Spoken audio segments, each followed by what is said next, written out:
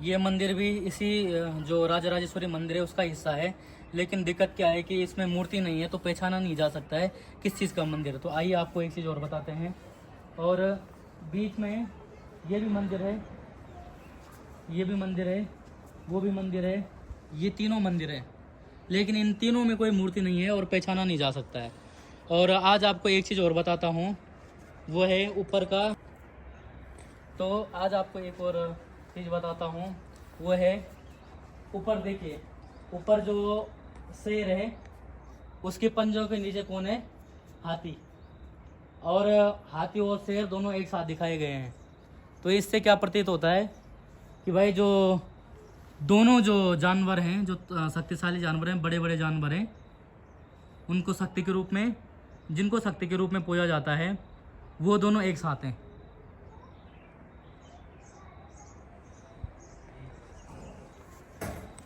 इसके बाद आपको ये वाला मंदिर दिखाते हैं। ये भी काफ़ी बड़ा रहा होगा और ये भी आज के टाइम पे खंडित है। इसके ऊपर भी आपको वही दिखाएंगे।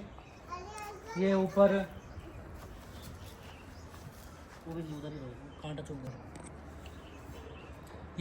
ये वाला मंदिर भी पूरा खंडित है। अब आपको अंदर से जो मेन है उधर आपको दिखाते हैं। ये इसका जो है प्रवेश द्वार है। ये जो रेलिंग की है वो उत्तराखंड जो पुरातत्व विभाग है उसने की है। तो अब थोड़ा अंदर जाते हैं, कुछ मूर्तियों की पहचान करके वो आपको बताने का प्रयास करेंगे। आइए।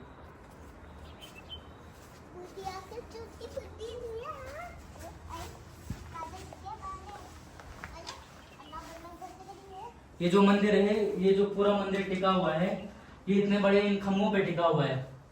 और इस खम्भे का जो वजन है वो अपने आप में बड़ा गजब का है। बड़े पत्थर काट करके जो फंसाए गए हैं, इसमें किसी प्रकार का जो सीमेंट इत्यादि का प्रयोग नहीं हुआ है, बल्कि लोहे के माध्यम से जो लोक किया गया है। और जो काट करके एक पत्थर से दूसरे पत्थर को इस प्रकार से फंसाया गया है कि आज भी इतने बड़े भार को उसने संभाल रखा है। और ऊपर लोहा भी लगा हुआ है, उस लोहे को फंसाया गया है ताकि इसको संरक्षित रख सके। आपको कुछ और दिखाना चाहता हूँ।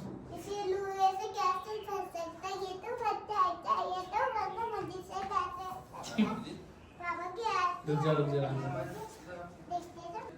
यहाँ पर एक चीज और बताता हूँ, ये है महिषासुर मर्दनी की मूर्ति। और ये मूर्ति लगभग 8वीं और 9वीं सदी की है। आपको एक और चीज बताता हूँ। देखिए ये यहाँ पर भैंसे का रूप है।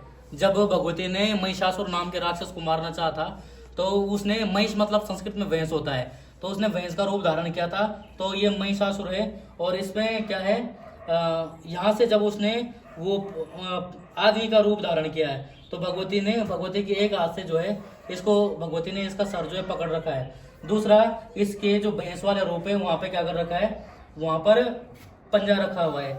ये आप देखेंगे तो ये जो एरिया है ये इधर नर का है, ये इधर पशु का है, भैंसे का है। ऊपर से इस हाथ से त्रिशूल को घोंप रही है। अष्टभुजा रूप में होगी शायद, हाँ अष्टभुजा रूप में है। तो यहाँ पर जो है ये जो से महिषासुर है इसको त्रिशूल से मार रही है और यहाँ पर उसका सिर पकड़ा हुआ है।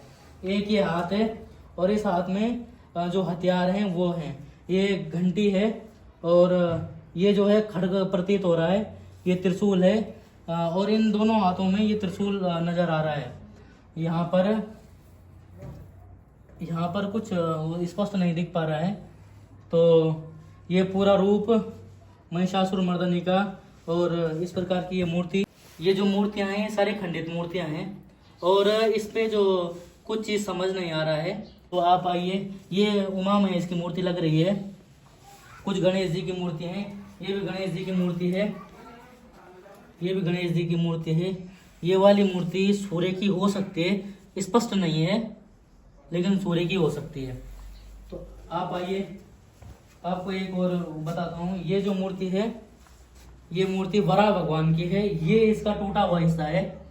इसको अगर यहाँ पे लगाने का प्रयास करेंगे, इसको कुछ इस प्रकार से लगाने का प्रयास करेंगे, तो ये वराह भगवान का हो रहा है। तो ये जब वराह भगवान का है तो स्पष्ट आपको दिखाने का प्रयास क्या करते हैं।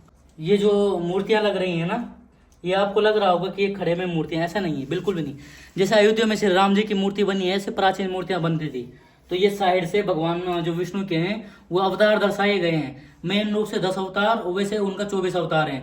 तो कहीं कहीं 10 अवतार हैं। जैसे मैंने आपको उत्तरकाशी की वीडियो दिखाई थी, तो परशुराम जो भगवान की मूर्ति है उसमें 24 अवतार दर्शाए गए हैं। इसमें जो 10 अवतार हैं उसका उल्लेख है। और ये खंडित मूर्ति है, तो इसका मतलब ये मूर्ति बड़ी रही होगी और बीच में भगवान की जो है, भगवान विष्णु की मूर्ति रही होगी। किस तरीके से रही होगी कुछ पता नहीं है, लेकिन ये जो है, ये मूर्तियां जो हैं ये भगवान के जो अवतार हैं उनका है। हल्का सा कहीं पे कुछ दिख रहा, कहीं पे कुछ दिख रहा, कहीं समाधि स्थल में है भगवान, ये उनके जो भक्त इत्यादि हैं वो हो सकते हैं।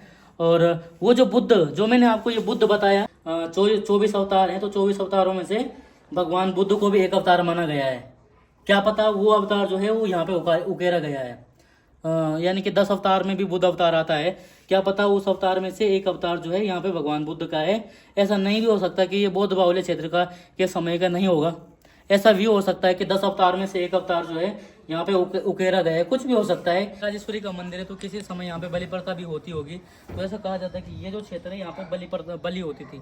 तो यहाँ पे चक्र वारा जाता था पहले, उस चक्र में उस जो बागी के भैंसे के बच्चे की पूजा होती थी, उसके बाद उसको यहाँ पर मारा जाता था। और पहले जो सयाना होता था, तो गाँव का पंत प्रधान कह सकते हैं जिसको, गाँव का मुखिया जैसे आज प्रधान होता है, वो जब रहता था तो वो उसके कंधे में पहले चक्र चोट मारता था।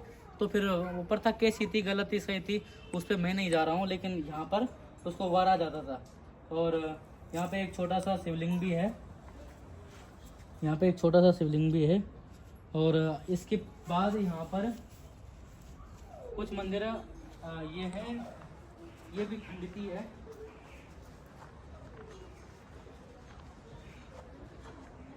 ये मंदिर भी बहुत छोटा है, लेकिन खंडित है ये पूरा। और कुछ आपको आम लोग बता रहे हैं, ये जो मूर्तियां हैं ये भी खंडित मूर्तियां हैं। वैसे तो समझ नहीं आ रहा कि ये क्या चीज़ है। ये तो धनुष लग रहा, धनुष बाण, ये यहाँ पे सिंग टाइप के लग रहे हैं। कौन होगा ये भी समझ नहीं आ रहा, स्पष्ट नहीं है ना मूर्तियाँ। और ये हाथ ऊपर जा रखा है, मुझे लगता है कि तरकस से बाण निकालने के लिए जा रखा है, लेकिन बाण तो यहाँ पे एक हाथ पे रखा है। हो सकता है कि हाथ से धनुष पकड़ा होगा। ये कुंडल हैं, और कुंडल तो काफ़ी देवताओं के होते हैं। अभी फिर आगे चलते हैं कुछ और चीज़ें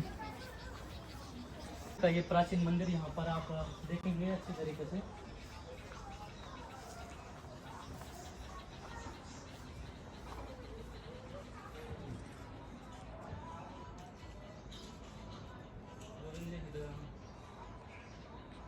चार पांच ये जो है, ये 4 आमलक हैं। इसका मतलब ये 4 मंदिर जो टूटे हुए हैं उनका आमलक हैं ये सारे।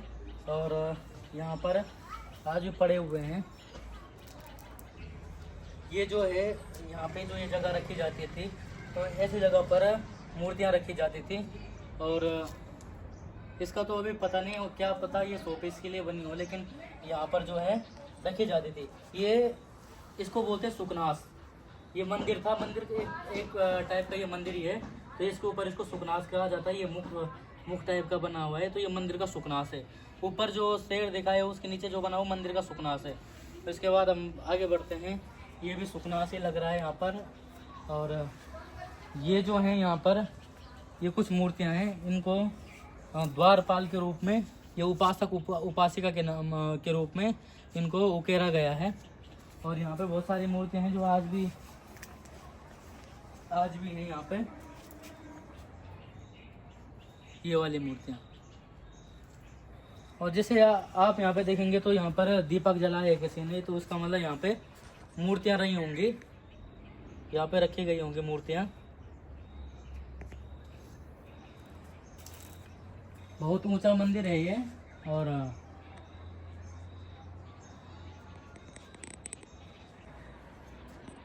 ये जो यहाँ पे जब देवता आता है तो उसको पकड़ करके वो अवतरित होते हैं। ऐसा यहाँ के जो पुजारी हैं उन्होंने बताया है, इसको पकड़ करके देवी अवतरित होती है। तो ये इसका है।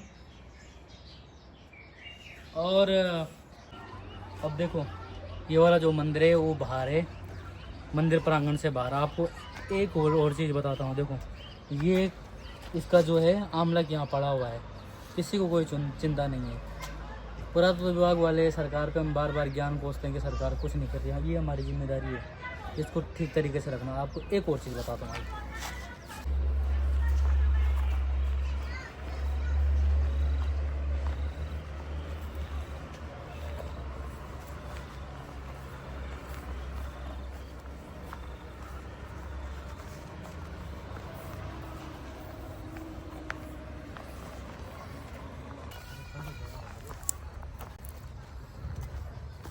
शिवलिंग है ये तो। एक मिनट, ये वाला मंदिर है, ये भी खंडित हो रखा है, पूरा टूट रखा है, लेकिन अंदर जो है इसका शिवलिंग है। अगर जाएंगे तो इसके अंदर शिवलिंग है। इसके अंदर जो है ये शिवलिंग है। इसके ऊपर ये काफ़ी, ये भी बड़ा है, लेकिन ये सारा खंडित हो रखा है। लेकिन ये मंदिर परिसर से बहुत ज़्यादा बाहर है।